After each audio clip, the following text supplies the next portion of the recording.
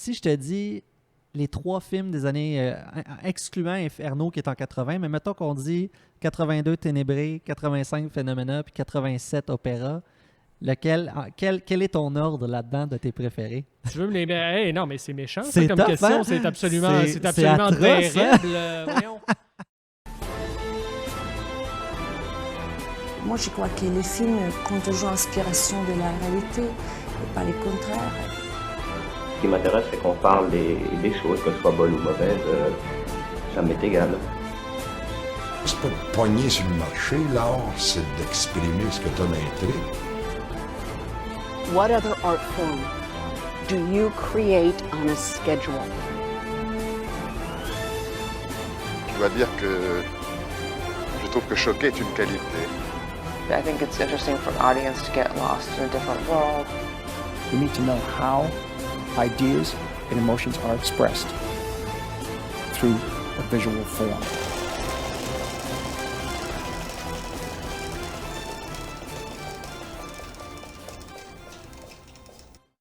Salut tout le monde, bienvenue au Panoramique Podcast. Salut mon cher Félix. Salut Amir. Tu vas bien cette semaine? Ben oui, ça va très bien toi. Merveilleux, très bien, merci.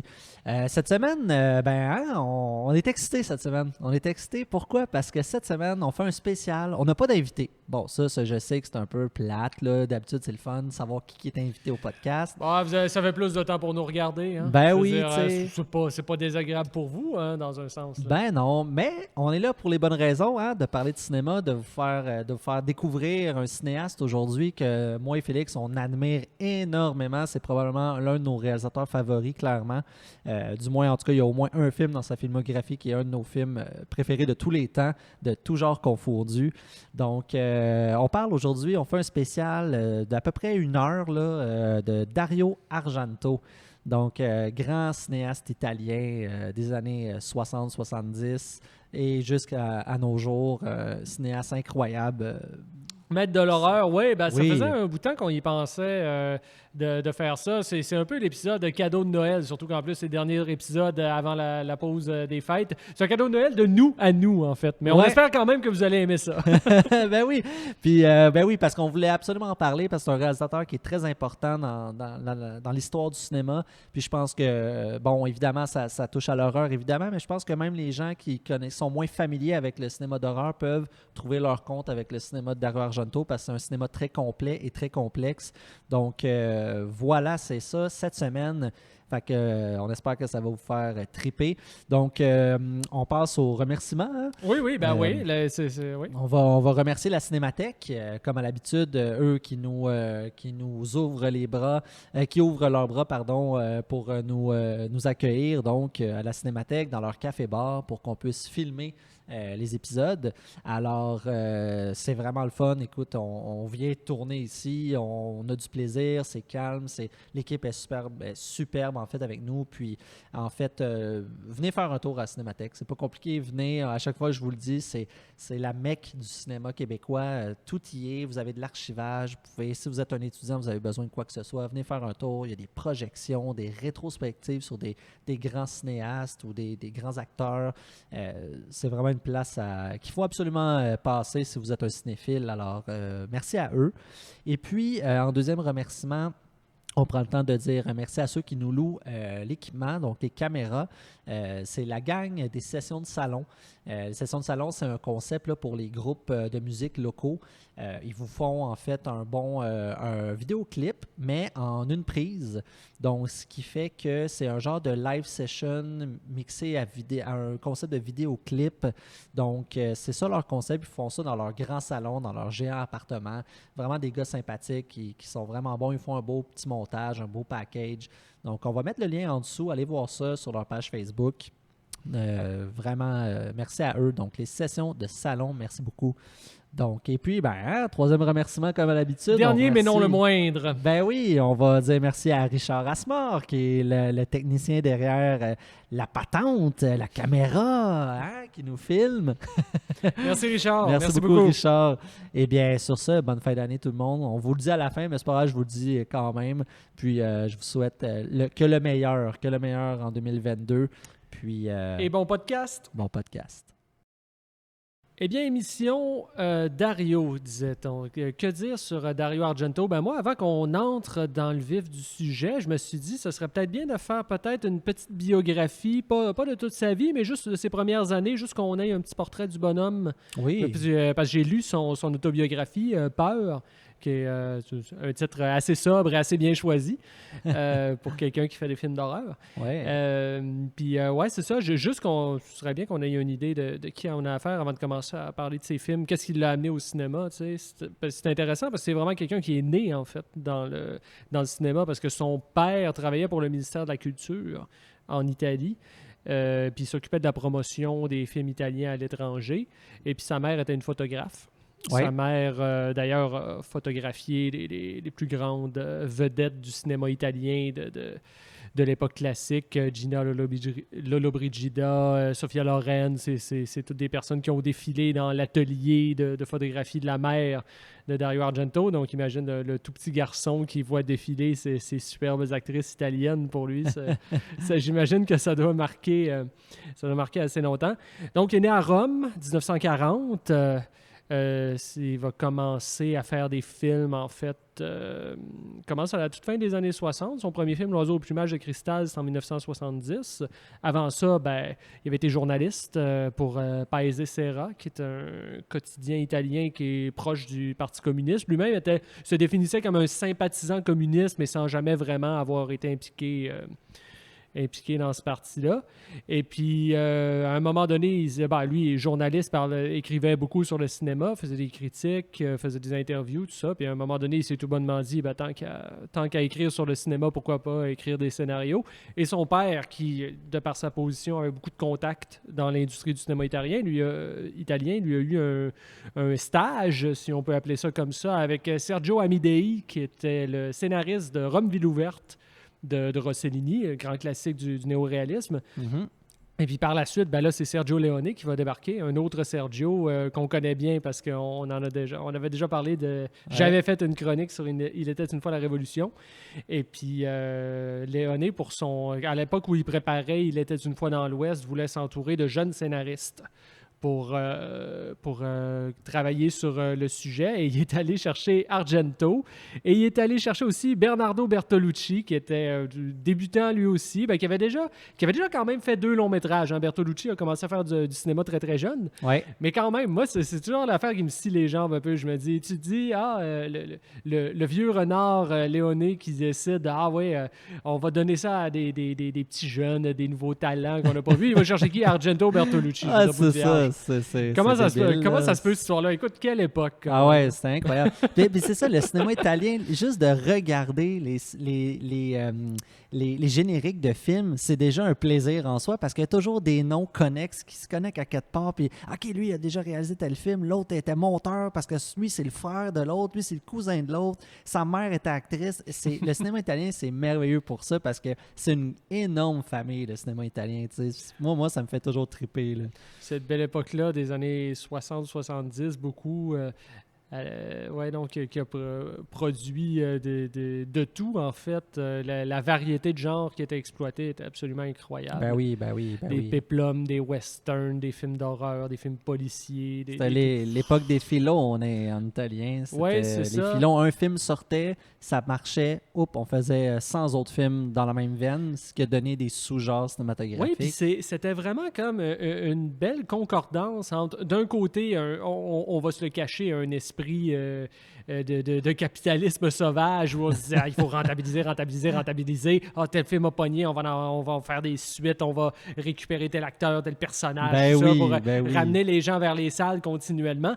Mais en même temps, c'était aussi une époque qui débordait de créativité. C'est vraiment, oui, ça donnait, parce qu'ils ont eu leur propre touche. En fait, c'est comme, tu le sais tout de suite quand c'est italien, il y a une façon de faire à l'italienne, Fait qu'ils ont beau, comme tu dis, avoir repris des grands classiques, par exemple, qui venaient du cinéma surtout américain, Oui. mais ils arrivaient avec quelque chose de quand même remodelé à leur façon, puis c'était à leur sauce. Oui, mais c'est ça qui est incroyable. Même si les sujets sont américains, même si souvent les acteurs sont américains, les acteurs principaux sont américains, puis les acteurs secondaires sont souvent européens, Ouais.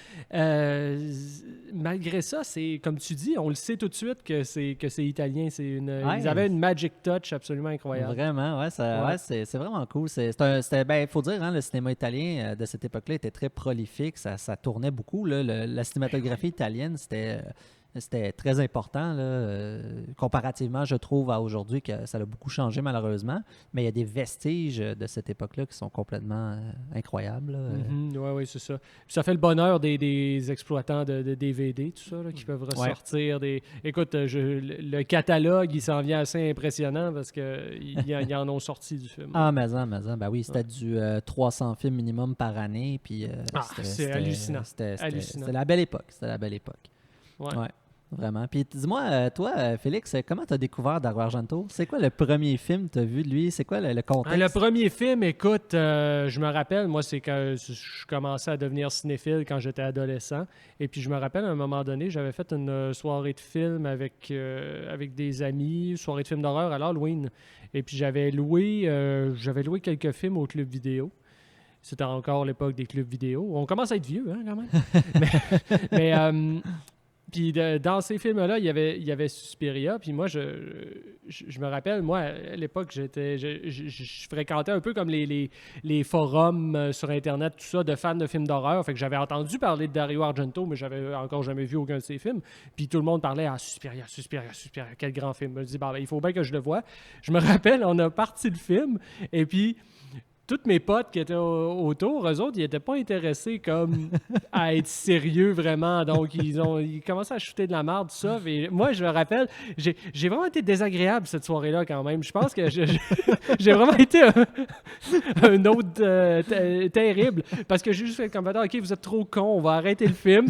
Puis on va en mettre un autre que je sais qui est probablement moins bon. » On a regardé Evil Dead à la place. Là, puis je me suis réservé Suspiria pour le lendemain. Et je l'ai regardé, là, et quand je l'ai regardé le lendemain, là, c'était la claque au visage, mon gars. La claque au visage. J'ai pas souvent eu un sentiment de plénitude artistique aussi élevé que ça. Là. C'est majestueux, là, ce film-là, c'est juste majestueux. J'ai pas d'autres mots. Là. Moi, j'ai une obsession avec ce gars-là, avec Dario Argento. Là, tu pourrais me dire, je regarde un film d'Argento par semaine. Puis, et par la suite, j'ai enchaîné avec le seul autre film, je crois, qu'il y avait au club vidéo, aux premières vidéos à Chicoutimi dans le temps, c'était Le Chat à 9 queues. Il y avait ce film-là aussi, donc je me suis rué dessus, je l'ai loué, puis par la suite, j'ai acheté plusieurs de ces films, et puis je suis devenu un mordu. Et toi, la rencontre, elle s'est passée comment? Ben écoute, moi, ça a été lors de mon passage au cégep. Je commençais moi aussi ma cinéphilie pas mal, donc j'avais à peu près 18-19 ans, puis je me rappelle à un moment donné, puis moi j'aimais beaucoup les films d'horreur, mais j'en connaissais pas des tonnes non plus. Je connaissais Halloween, les classiques, Evil Dead, tout ça, mais le cinéma italien un peu moins. Puis à un moment donné, je tombe sur, je sais plus comment pour être franc, mais je tombe sur Suspiria. Puis ça m'attire. Je me dis, ça a l'air, à ce qui paraît, c'est un classique, ou en tout cas, du moins, ça avait l'air vraiment réputé. Et je me rappellerai toujours d'être dans la classe et de revenir après le midi, pour le cours de l'après-midi, puis là, de rentrer dans la classe avec le DVD dans les mains. Puis de demander à mon prof de l'époque, de lui demander « Hey, est-ce que c'est bon ce film-là? Tu sais-tu? C'est pas pire? » Donc là, il me regarde, il me lâche un de ses sourires en voulant dire « Man, attache ta tuque, c'était écœurant, c'est un classique. » Là, je le regarde, je dis « Oh, OK. » Là, j'étais tout content. J'ai fait un bon choix, tu sais.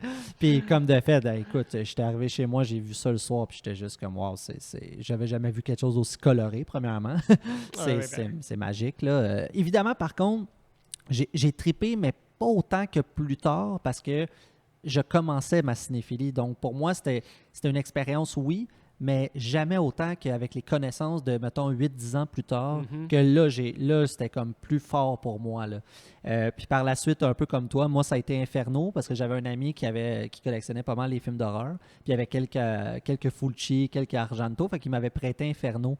par la suite. Fait que j'avais vu Inferno. Fait que, disons, c'est la suite logique de Suspiria dans la trilogie. Oui.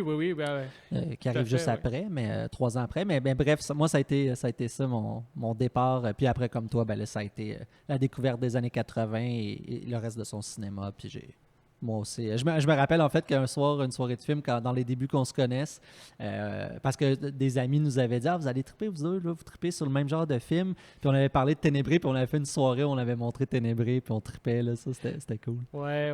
Ben, je me rappelle encore, la première fois qu'on s'est rencontrés, tu m'as montré ta collection de DVD, et étrangement, il y en avait plusieurs que j'avais aussi dans ma collection. Ouais. Dit, ah, OK.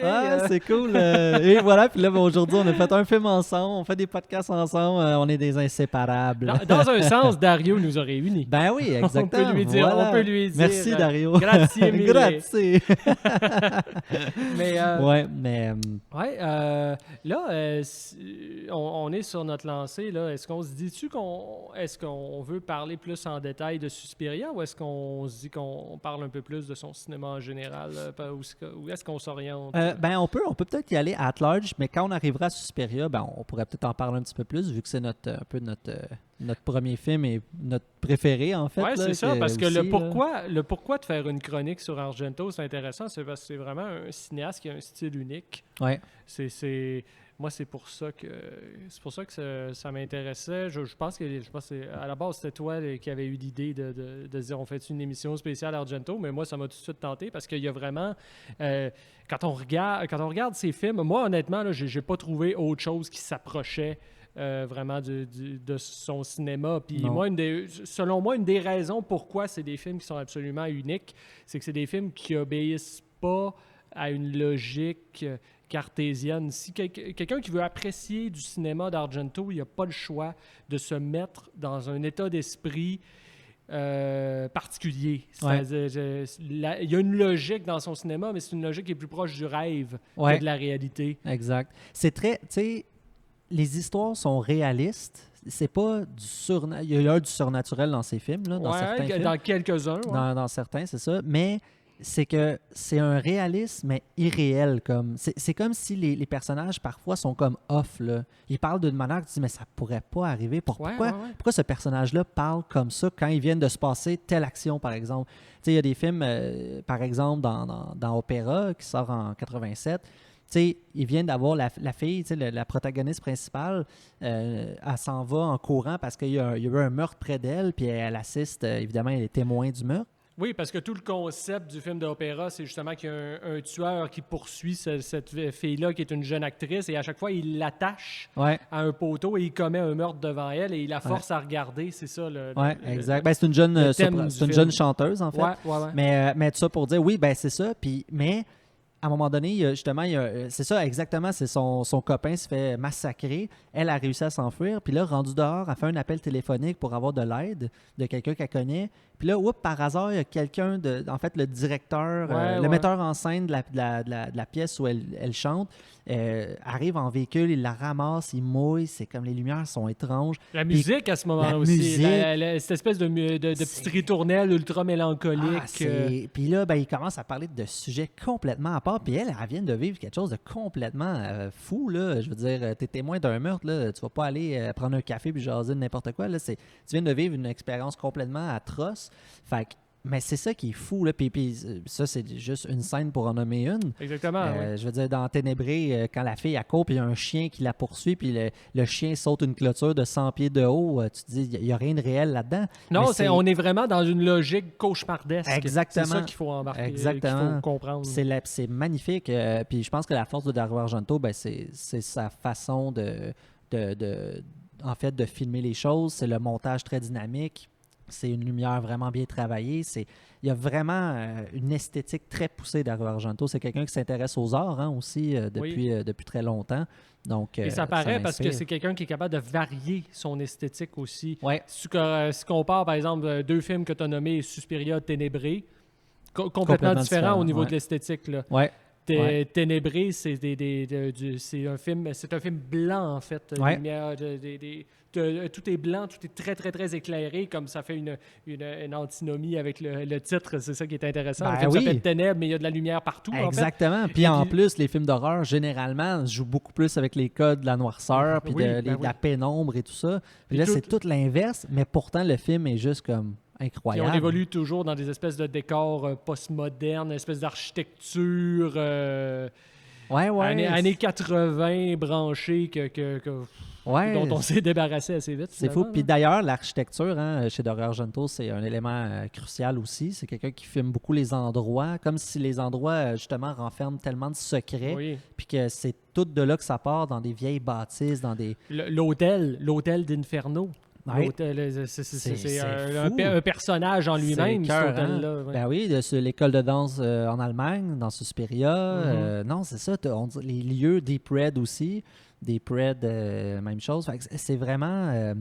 Il y a vraiment quelque chose d'assez fou, comment il est capable de rendre les choses vraiment comme malaisantes puis atroces en même temps, mais d'une façon tellement intelligente qu'on trouve ça beau. C'est ça qui est fou avec Argento. Oui, puis il est capable d'aller dans le gore aussi. Il est vraiment capable d'y aller. Il y a des scènes très, très, très violentes, mais on n'a pas l'impression que c'est racoleur tant que ça. On dirait que ça participe de cette espèce de mouvement artistique, de cette espèce d'univers complètement fou, complètement excessif.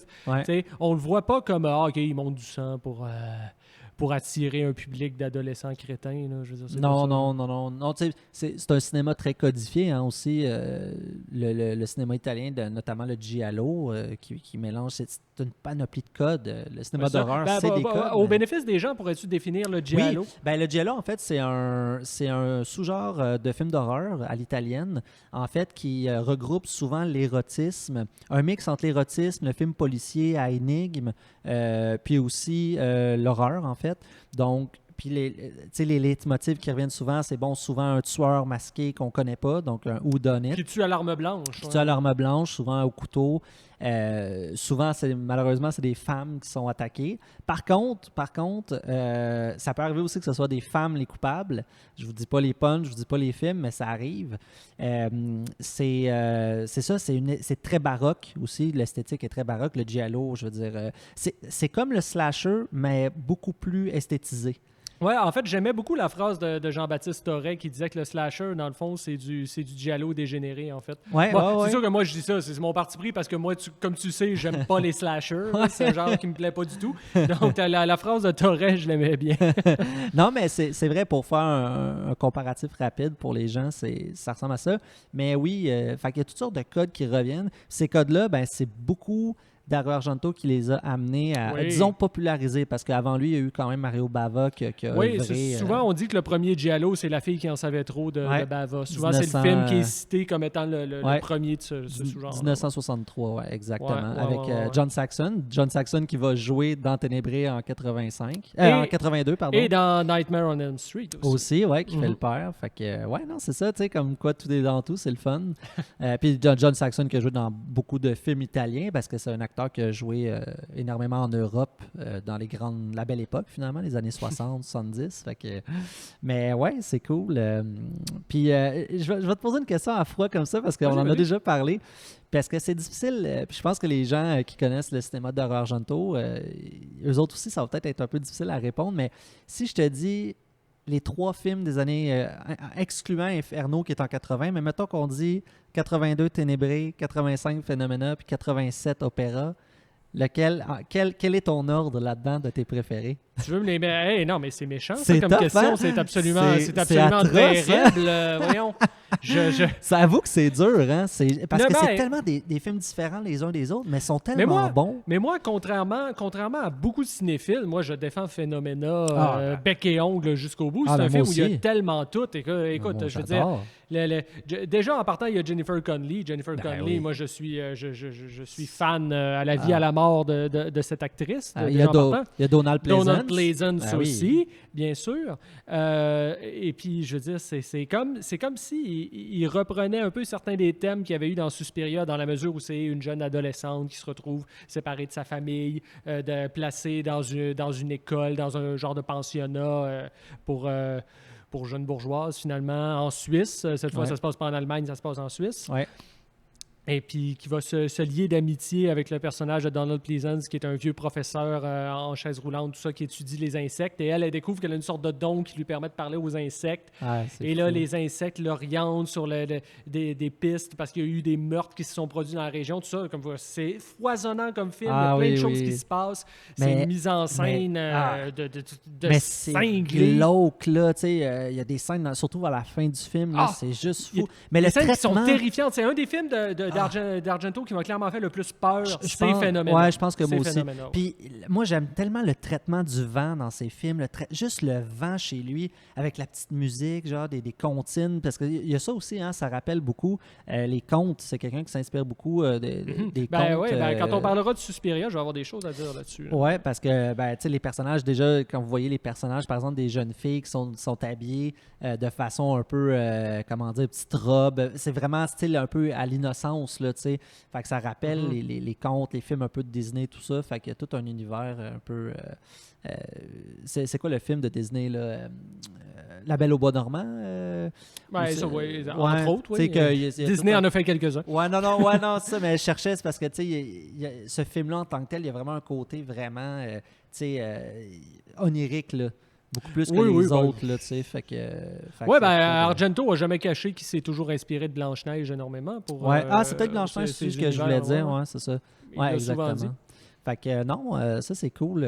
D'ailleurs, aussi une chose que j'avais pas mentionnée tantôt, il y en aurait plein d'autres, là, mais qui me vient à l'esprit, c'est souvent aussi les histoires. C'est souvent un étranger qui arrive dans un endroit justement qu'il connaît pas, un pays autre. Souvent un artiste qui va vivre justement, qui va être témoin d'un meurtre, puis il va commencer à enquêter en parallèle en même temps que les policiers. Puis c'est là que toute l'histoire... Fait que ça, c'est intéressant. Ça, c'est un truc qui revient tout le temps dans les scénarios d'Argento, dans le giallo en général. Ça, c'est intéressant à dénoter. Fait que non, ça donne des films assez intrigants, le fun, puis à chacun sa sauce. T'sais, chaque film de Dario Argento est vraiment différent les uns des autres. Mais oui, c'est ça. Malgré le fait qu'il y a justement des genres de tropes comme ça qui reviennent assez souvent, reste qu'en bout de ligne, c'est très, très varié comme filmographie. Oui, absolument. Puis on pourrait peut-être parler, voir qu'est-ce qui est, justement, pour le comparer aux autres grands cinéastes italiens de son époque, par exemple... On a Lucio Fulci. Oui, parce que c'est sûr, souvent, il y a eu cette comparaison-là qui a été faite. Moi, c'est sûr que je pense que les films d'Argento sont beaucoup plus intéressants, beaucoup plus aboutis. J'aime beaucoup Bava aussi. Bava, c'est... Mais c'est différent aussi, tu sais, c'est un cinéma qui est déjà, qui a traité d'un paquet de genres. On connaît plus ses films d'horreur, Bava, mais en réalité, il est passé à travers, il a fait beaucoup plus, exploré beaucoup plus de genres différents. Bava, ce qui marque chez Bava, c'est son profond pessimisme, en fait. Ça finit toujours mal. Chez Bava, c'est toujours... C'est quelqu'un qui a vraiment un vrai talent pour des atmosphères très, très, très glauques.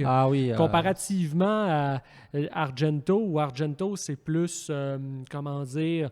Il y a quelque chose de l'ordre de cosmique, presque, chez Argento, dans la mesure où, oui, il y a toujours le bien, le mal, il y a toujours plein de choses comme ça qui se mélangent. Le travail, tu parlais de la question du vent tantôt, mais toujours tous les éléments aussi sont très présents. La pluie, tout ça.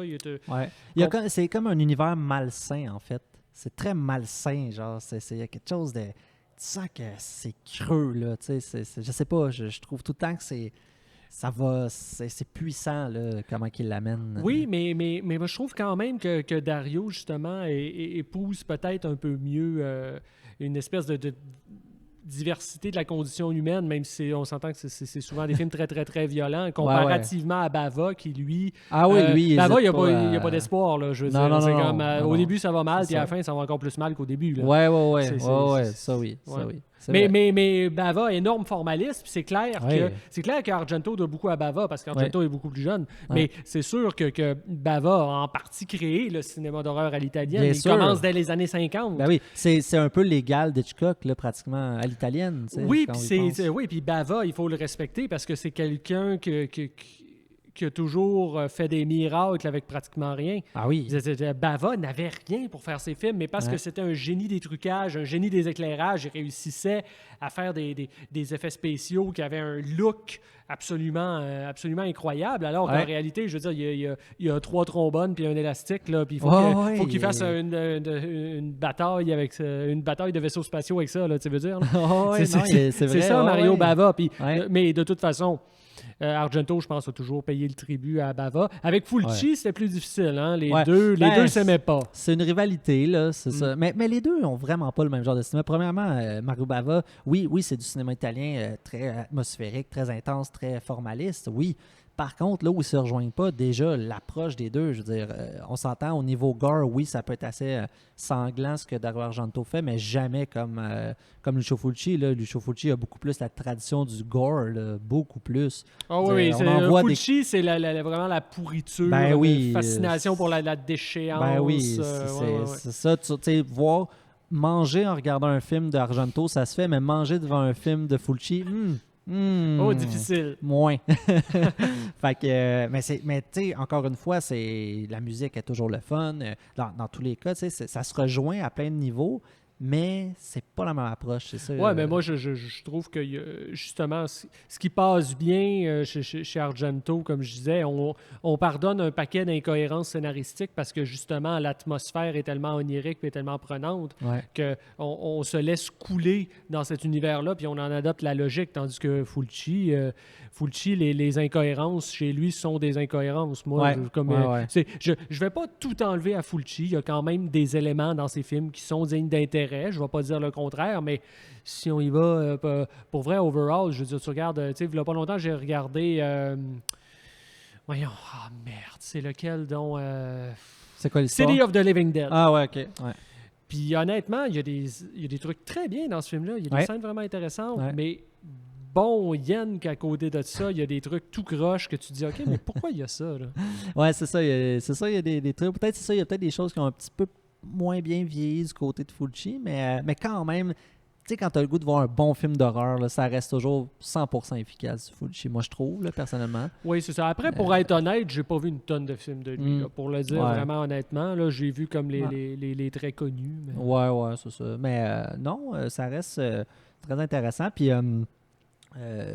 ce que j'aime, parlant des scénarios un peu au niveau d'Argento, ce que je trouve cool, tu sais, souvent, justement, on reproche un peu à ces cinéastes-là d'être très formalistes, mais de pas pousser les scénarios un peu plus.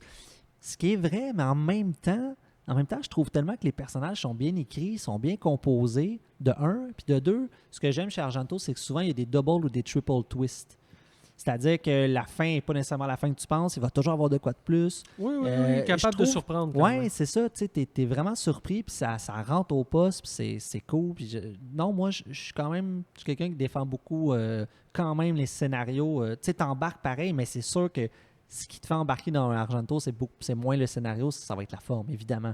Mais ça rend... C'est encore une fois, c'est ça qui est intéressant, c'est comment tu peux rendre un scénario aussi banal ou peut-être simple d'esprit, mettons, mais que juste avec la forme, comment tu fais élever ça en rang de film vraiment incroyable. Ça, je pense que c'est la beauté de la chose aussi chez lui. Pour rendre justice, par exemple, parce que là, tu sais, tout à l'heure, bon, je vais nuancer un peu ce que j'ai dit, parce que je disais que Fulci et Argento se détestaient. C'est vrai, puis c'est pas vrai aussi, dans la mesure où, oui, pendant un bout de temps, moi, j'ai vu des entrevues de Fulci qui étaient absolument assassines, où il disait, Dario, il n'a pas tant de talent que ça, il a juste plus d'argent que moi, là, c'est juste... essentiellement, c'est ça qu'il disait, bon, c'est quand même assez vicieux, tout ça, mais... Vers la fin de sa vie, parce qu'il est mort au milieu des années 90 environ, les deux s'étaient réconciliés, par exemple. À tel point que le dernier projet auquel Fulci a été associé, c'était un film qui était produit par Argento. Donc, les deux, vers la fin, se sont quand même rabibochés, là, malgré tout. Là. Est-ce que tu parles du film Le Masque de Cire? Oui, exactement. Ça, de Wax Max. Qui a été finalement réalisé par Sergio Stivaletti. Oui, exactement. C'était Sergio Stivaletti qui était un des make-up effects des films d'Argento. Ouais, au quelques départ, films. ça devait être Fulci qui devait le réaliser. Ouais, exactement, ouais. Ouais, puis c'est ça, souvent vous allez voir aussi, comme je disais, dans les génériques, des noms qui reviennent dans les films, dans les génériques d'Argento. Sergio Stivaletti, Make-up Effects, on parle de Franco Fraticelli qui était son monteur aussi. Oui. Il y avait quand même une équipe aussi solide, puis ça se voit là, à travers les films, le style, tout ça, c'est génial. Moi j'aime vraiment beaucoup le montage. C'est rien pour enlever au talent de Dario, mais il faut dire qu'il a travaillé avec des techniciens absolument Ah, extraordinaires. ben déjà, juste en partant, son premier long métrage qui va devenir un classique du cinéma italien, qui va ouvrir la porte aux autres cinéastes qui vont faire le filonné des Gialli. Je veux dire, tu as le directeur photo, tu as Vittorio Storaro en partant. Tu dis, Oui. ça commence hard. Là. Un des plus grands directeurs photo de tous les temps, Ouais. qui s'est retrouvé à faire Le Conformiste, qui s'est retrouvé à faire Apocalypse Now. Apocalypse Now, exact. Oui, ben, en fait, d'ailleurs, justement, en relisant l'autobiographie parce que ça me fait penser, justement, je parle du Conformiste, parce que les deux films, Le Conformiste de Bertolucci, les deux films sont sortis à peu près en même temps. Ouais. Et puis, Argento racontait que suite, justement, à l'épisode avec Leone, lui et Bertolucci sont devenus des amis très, très, très proches. Et puis, à un moment donné, quand ils avaient fini d'écrire leur scénario, ils se sont rencontrés une fois les deux. Et puis, Bertolucci est arrivé avec le scénario du Conformiste. Argento est arrivé avec le scénario de L'Oiseau au plumage de cristal. Et les deux ont échangé leur scénario. Et Argento a lu à haute voix le scénario du Conformiste devant Bertolucci et inversement ensuite pour qu'ils puissent se donner leurs commentaires les deux. Ah, moi, je suis ouais. comme, ça C'est devait être, je trouvais que c'était une belle scène. Là. belle histoire. Puis tu te dis, tabarnouche, par la suite, c'est devenu comme ces grands classiques-là. Ouais. Et c'est né justement en tout cas, bref. Ah non, c'est vraiment cool. C'est vraiment cool. Puis j'aimerais ça qu'on parle un peu justement de la musique, parce que là, on parle justement des gens avec qui on travaillait. Moi, je trouve ça intéressant, justement, Ennio Morricone, qui a travaillé beaucoup avec Argento. Les premiers films. Les premiers films. Les tout premiers films, Ouais. c'était Morricone, Ouais. effectivement. Par contre, faut pas oublier le syndrome de Stendhal, c'est aussi Morricone. Ah oui? Ouais. Ben, je l'ai pas vu, ce Oui, tu film-là. l'as pas Fait vu, que c'est c'est vrai. pour ça que Fait que, ouais, non, c'est ça. Fait que, tu sais, milieu des années 90, un petit un revenant qui arrive pour faire la musique. Mais ouais, mais oui, ses premiers films, ses trois premiers, c'est Ennio Morricone qui Ouais, fait la et musique. par la suite, c'est l'association avec The Goblin, Oh oui, les Goblins. qui était un groupe rock progressif italien que Argento avait découvert, puis il a dit eux autres, je les aime bien, qu'est-ce qu'ils font, puis il est allé les chercher, il les a amenés pour c'est Profondo Rosso, je crois, qui était la ouais. première Ouais, collaboration. 75, ouais, tout à fait. Vraiment, une bande son. Comme il pourrait pas en exister aujourd'hui. Je veux dire, je me rappelle juste la scène où David Hemmings fait le tour de la grande maison abandonnée, cette espèce de riff de bass. Pom, pom, pararum, pom, pom, pom, pom, pom. Et il n'y aurait plus ça là, au cinéma aujourd'hui. C'était écœurant. C'était écœurant. D'ailleurs, c'est cool aussi pour Inferno, donc son film, 2 films après Deep Red, parce qu'entre les deux, il y a Suspiria. Goblin va faire la musique de Suspiria, mais c'est avec Keith Emerson. Oui, c'est vrai. D'Emerson, Lake and Palmer, quand même, qui va faire la musique d'Inferno, ce qui est quand avec même pas rien. des chœurs extraordinaires. Avec, Ouais. évidemment, Keith Emerson, grand claviériste, donc c'est beaucoup du piano, orgue et compagnie. Exactement. Là. Ça fait super bien. Ça donne une ambiance incroyable au film. C'est ça qui est hot. En fait, la musique, c'est tellement... Puis moi, c'est ça que je trouve fou d'Argento, c'est qu'il y a tellement de guts aussi. Je veux dire, tu regardes, en Phenomena, il met du Motorhead, il met du Iron Maiden. Ouais. Tu sais, je veux dire, tu te dis, OK, man, moi-même qui écoute du heavy metal, je pense même pas que je ferais ça nécessairement dans mes films. Puis à part si ça aurait vraiment un lien ou quoi que ce soit, mais lui, il arrive, il dit non, on va mettre Flash of the Blade d'Iron Maiden pendant qu'elle court, genre comme une éperdue parce qu'il y a un tueur qui a mais ça a souvent été souligné, ça, justement, par les historiens du cinéma, que ce qui fait justement une des spécificités du cinéma italien de cette époque-là, c'est vraiment qu'on n'a aucun scrupule à mélanger culture haute et culture basse. Ouais. C'est-à-dire que oui, on peut aller dans la musique classique, mais on peut aller dans Iron Maiden aussi. On s'en fout, on mélange tout ça. cinéma. Ouais. On peut avoir des acteurs qui viennent à la fois du théâtre ou du grand cinéma d'auteur, mais on peut aussi avoir des gens qui peuvent être, ce soit des starlets ou des gens qui viennent des pires séries Z que tu peux pas imaginer. On fait évoluer tous ces gens-là ensemble. Ça se voit dans les thématiques aussi. Ouais. Par moment, on peut mélanger du très, très philosophique, du très, très politique avec du très, très trivial. C'est vraiment en bonne partie qu'est-ce qui fait justement cette sensation-là que tu décris en ce moment, de se dire « Wow, il a osé », tu sais. Oui, exactement, ouais, c'est ça. Ça donne des enfants complètement malades, là. C'est des scènes... tu te dis, tu t'embarques et tu n'as pas le choix de juste être dedans ou de sourire, mais pas un sourire moqueur, dire « Ah, c'est ridicule ». Non, tu diras jamais « Ah, c'est un peu ridicule ». Là. Tu vas juste faire comme « Ah, c'est quand même hot, pareil ».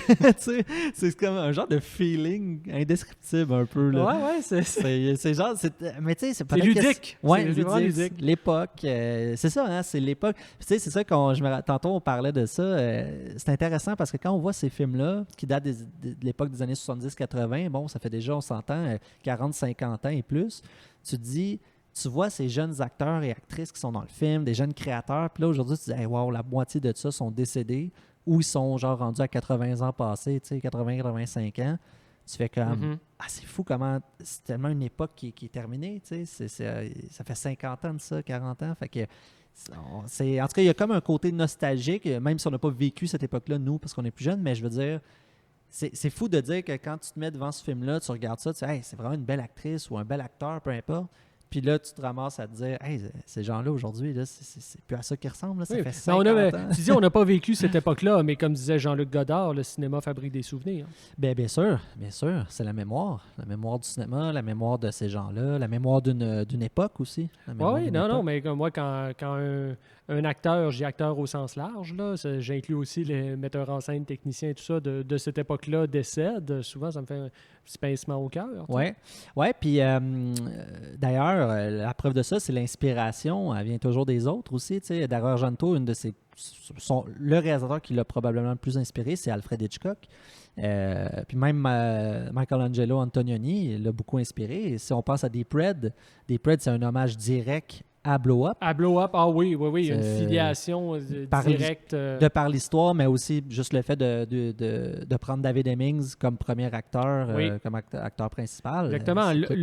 Là où Blow Up se terminait, Profondo Rosso embarque, hein, dans un sens, c'est comme, OK, à partir du moment où on admet que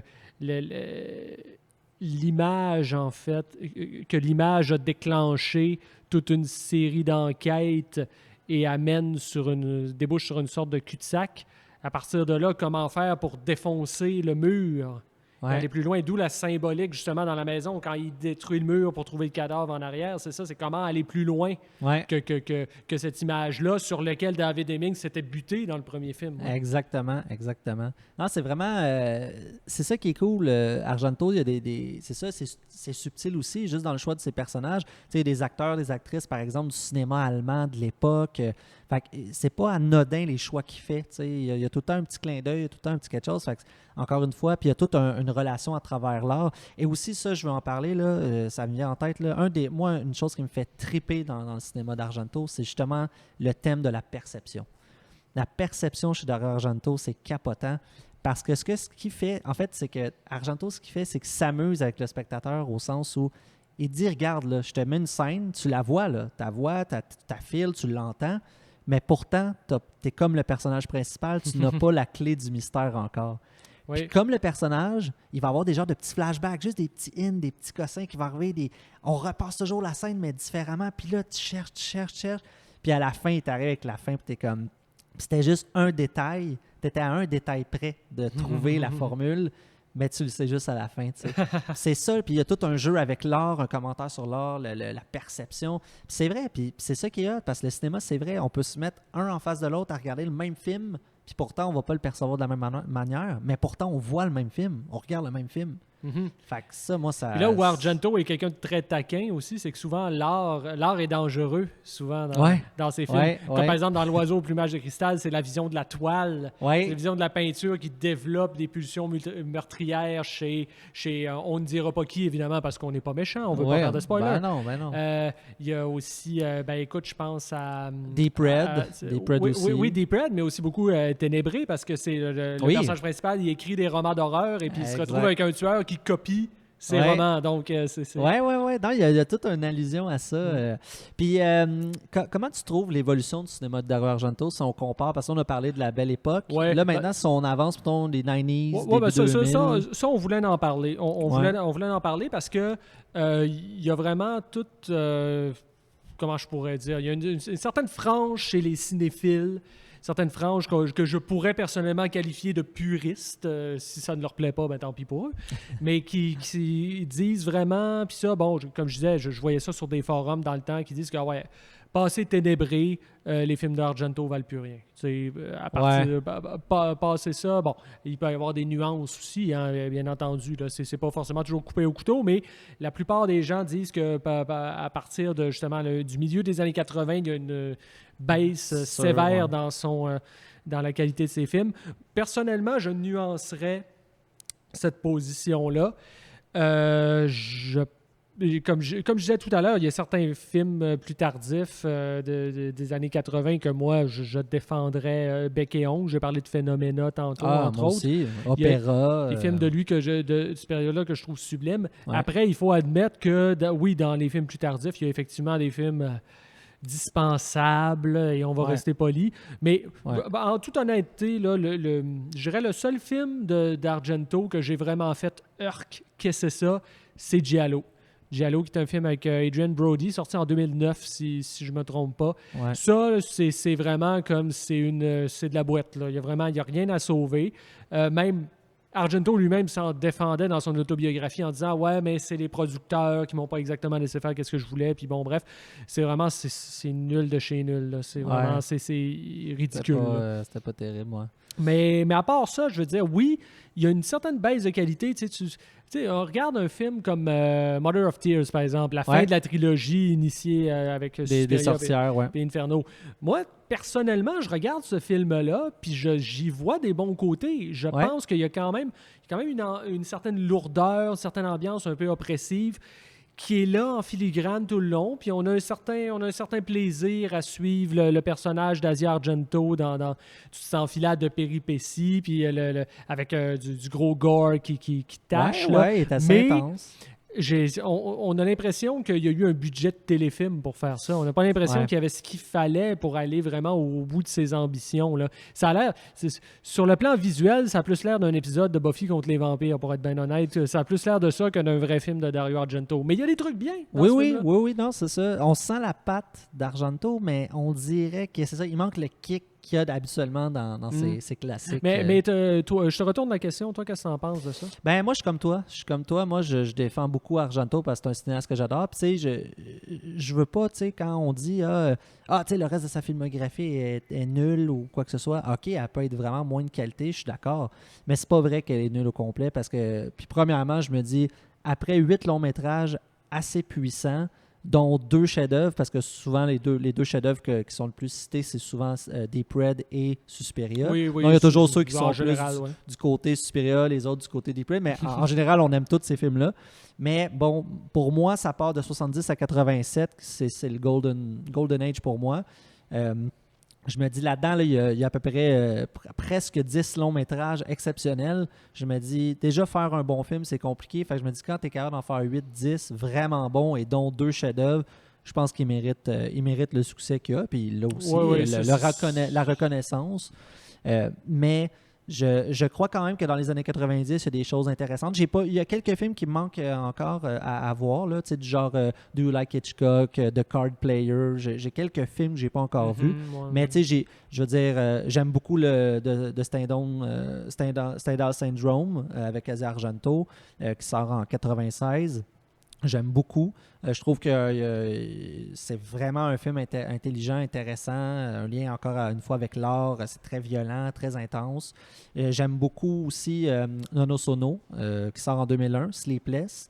Je trouve quand même qu'il y a des éléments très intéressants aussi. Moi, je l'ai vu récemment, tu vois, j'étais un petit peu déçu. Ouais, un petit peu mais déçu. tu sais, c'est pas un mauvais film. C'est Non, pas un mauvais non, film, non. c'est juste que je me serais attendu à plus. Ouais, non, c'est ça, évidemment, c'est ça, c'est un petit peu pente descendante, mais quand même, je trouve quand même que c'est intéressant. Mais c'est sûr, si on parle de Dracula 3D, Giallo, tout ça, bon, là, c'est vraiment un peu ridicule. Puis Ouais. malheureusement, il a perdu la touch là. Mais pour moi, tu sais, je vais être comme, c'est dommage, je suis déçu, j'aimerais tellement ça qu'il y ait de quoi de fou. Mais je me dis, ça arrivera jamais à autant que ce que c'était en 70 puis en 80. Puis Mais c'est pas grave. Tu vois, ça me fait penser justement pour justement Dracula 3D, qui est son dernier film. Là. Du moins à ce jour, parce qu'il y a peut-être des projets qui s'en viennent, on ne sait pas, mais à ce jour, c'est son dernier film. Ouais. Le film a été projeté à Cannes. Et puis... Ça fait mal un peu, mais lui-même l'avait dit par la suite. Il avait dit, moi mon grand problème, c'est que les critiques ont reconnu que j'étais un grand réalisateur quand j'ai commencé à avoir moins de succès. Ouais, ben c'est ça qui est fou. Tu sais, c'est sûr, si t'arrives, tu sais, un jeune qui arrive, dit, moi je vais découvrir Dario Argento, puis il voit ces premiers films-là, ces derniers films-là en fait. C'est sûr que tu te fais une image, mon Dieu, ça va être quoi le reste? Mais Seigneur, commence pas par là, l'ami. Là. Commence par le début, puis on en reparlera.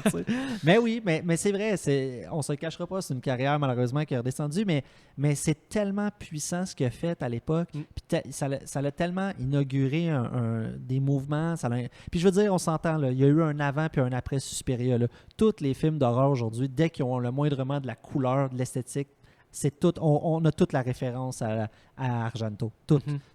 Argento, c'est sûrement l'un des cinéastes qui a le plus influencé notre monde aujourd'hui. Dans le monde cinématographique, c'est sûrement un des grands au niveau de comment rendre l'esthétique importante dans les films puis de pousser le scénario à ce niveau-là. Mais tu sais, ici, on parle d'une drop, mais c'est quand même intéressant de souligner parce que c'est pas quelqu'un qui est très, très connu au Québec, mais en Italie, c'est encore une vedette. Argento, les gens l'arrêtent dans la rue pour prendre des selfies. Ouais, je serais bien. Je serais le premier.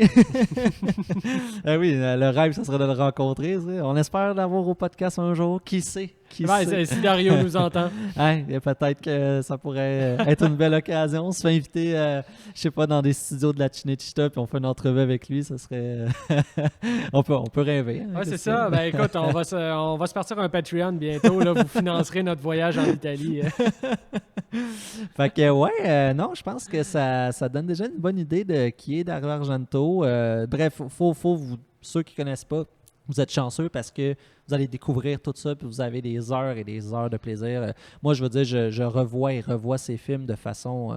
je me tanne pas. Je me tanne juste pas. Pour moi, c'est un plaisir constant. Puis en plus, ce qui est hot chez Dario Argento, c'est ça qui est malade, c'est qu'à chaque fois que tu revois ces films, tu vas toujours découvrir d'autres choses. Tout le temps.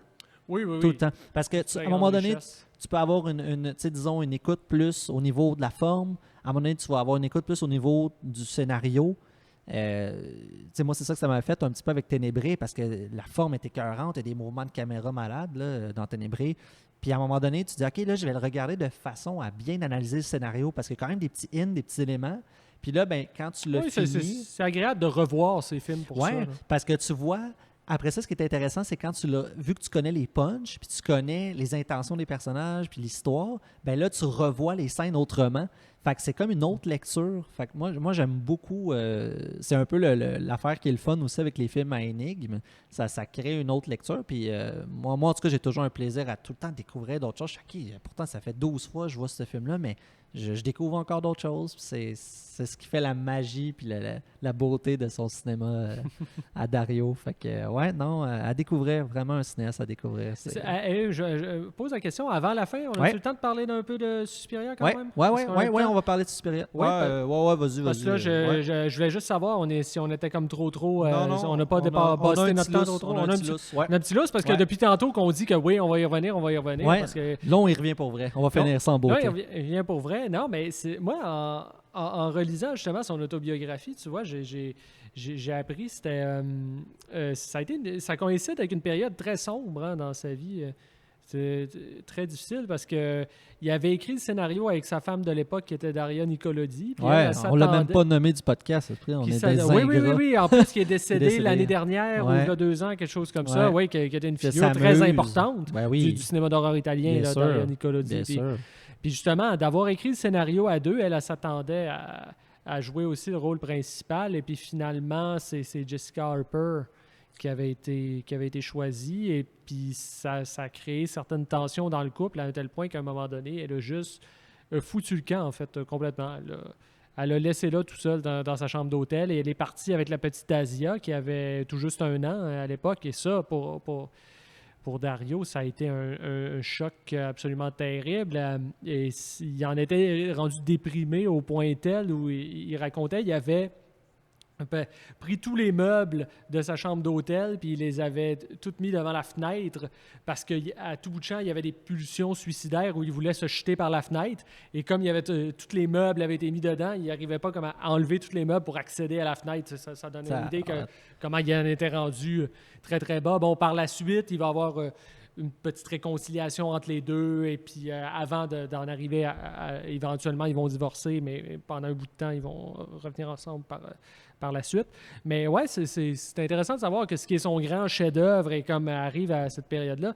Et puis on parlait tout à l'heure aussi l'influence du conte dans ses films. Ouais. Au départ, ça c'est une affaire qui n'a pas de bon sens. Mais au départ, dans la toute première version du scénario, les personnages c'était censé être des enfants. Ah ouais? Ouais. Tabarnouche, il s'est fait dire par les producteurs, mais t'es fou. T'es fou, tu vas pas faire jouer ça à des enfants, espèce de malade. Et puis, cette idée-là est quand même restée en filigrane dans le film parce que si tu analyses, par exemple, le jeu des actrices, tu vas voir qu'elles ont souvent un jeu qui ils jouent souvent de manière très enfantine. Oui, c'est vrai. Déjà, quand le personnage de Jessica Harper arrive à l'école de danse, tu sais, elle se fait comme écœurer. Comme quand tu arrives dans une nouvelle école secondaire, là, il y a tout le temps des petits baveux, puis ça te niaise. C'est vraiment ça. Puis pourtant, c'est une école réputée de danse. C'est pas n'importe qui va. Puis, mais pourtant, c'est vrai. Oui, puis il y a des astuces aussi dans le décor. Par exemple, Dario a demandé que aux décorateurs de relever les poignées de porte, que les poignées de porte soient plus hautes. Comme ça, les actrices ont la poignée de porte à hauteur du visage, comme si elles étaient toutes petites. Ouais. Alors, puis je pense qu'à un moment donné, il y a aussi une porte qui est vraiment petite quand elle rentre. En tout cas, bref, sans gâcher rien, mais il me semble qu'il y a une porte qui est vraiment plus petite. Puis, mais oui, il y a tout un côté. L'univers est un peu étrange, mais c'est ce qui fait l'étrangeté, puis c'est ce qui fait la force. C'est un conte de fake gore, en fait. Ouais. Ben, c'est ça. C'est exactement ça. C'est très violent. C'est des contes violents. C'est vraiment ça. Un peu. Ça se voit dans beaucoup de ces films. J'ai souvent, c'est ça, Suspiria. Je trouve aussi beaucoup dans Phenomena, le personnage de Jennifer Connelly, ce qu'elle vit, puis comment elle est habillée, juste les costumes, c'est... Ah non, il y a quelque chose de fou. Comment c'est fait. Pour moi, quelques-unes des plus belles scènes du cinéma d'horreur sont dans ce film-là. Ah oui, c'est magnifique. Absolument. Moi, mon plan, je pense, préféré de pratiquement de tous les films que j'ai vus, mon plan cinématographique préféré, en fait, il est dans le générique du podcast. C'est le deuxième plan de Suspiria.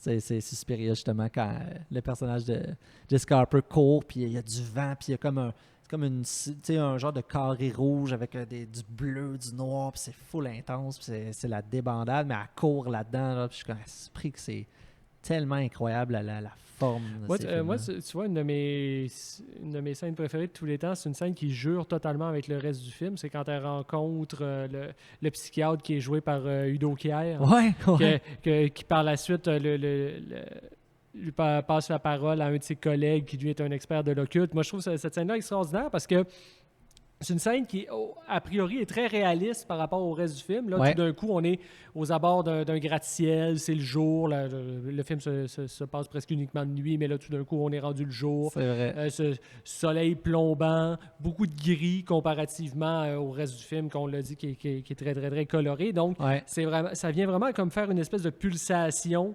dans cette espèce d'orgie visuelle qui est Suspiria. Ouais. Et ce qui est génial, c'est que plus cette scène-là avance, plus il trouve le moyen de te faire rebasculer dans quelque chose de très, très onirique par des trucs extrêmement subtils. C'est-à-dire, ça commence par la conversation, justement, avec le psychiatre qui, lui, amène de côté très, très rationnel de « Non, les sorcières, voyons, ça n'existe pas, qu'est-ce que c'est? » Mais si vous avez des questions sur le sujet, je peux vous prêter mon collègue. Et là, tu as le vieux bonhomme qui vient s'asseoir à côté de Jessica Harper et qui commence à répondre à ces questions comme « Oui, bien sûr, oui, les sorcières. » Et là, il fait cette espèce de travelling avant sublime où il y a la vitre derrière les deux personnages. Et là, au départ, on voit les deux personnages, mais après, on voit la vitre. Et à partir du moment où on voit la vitre, il y a toute l'ambiance sonore qui embarque. Et là, tu sais qu'on est...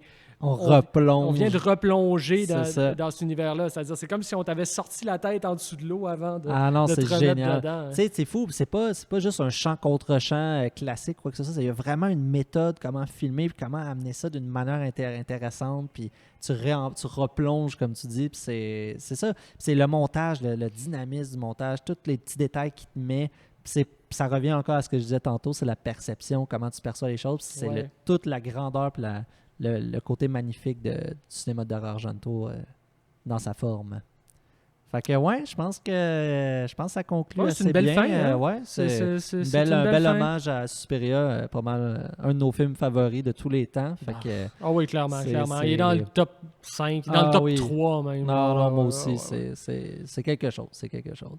Ben, en tout cas, on espère que vous allez vous plonger dans l'univers onirique, cauchemardesque de Dario Argento. On espère que ça vous a donné le goût. On voulait vraiment faire ce spécial-là parce que nous, on est des mordus maniaques. Puis d'ailleurs, dites-nous donc dans les commentaires si vous en voulez plus, là, des spéciaux comme ça. Parce que, tu sais, on s'entend qu'on est un nouveau podcast, fait que nous, on est ouvert aux suggestions. Hein. Si ça vous plaît, ce genre d'émission-là, dites-le. Hein. Oui, vraiment. Puis sur ce, on vous souhaite un très bon temps des fêtes.